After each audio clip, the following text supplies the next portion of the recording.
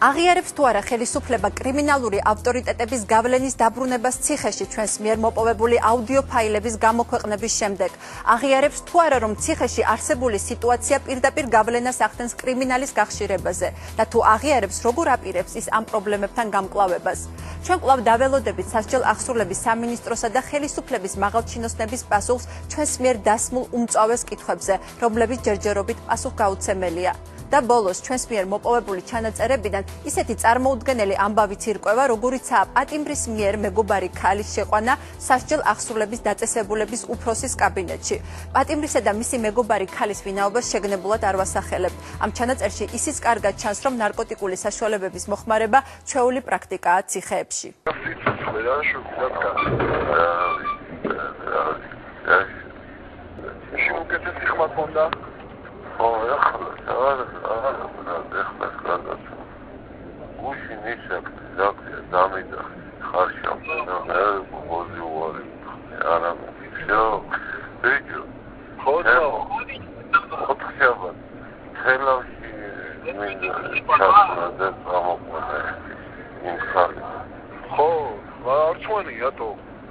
ნახევარი საათი.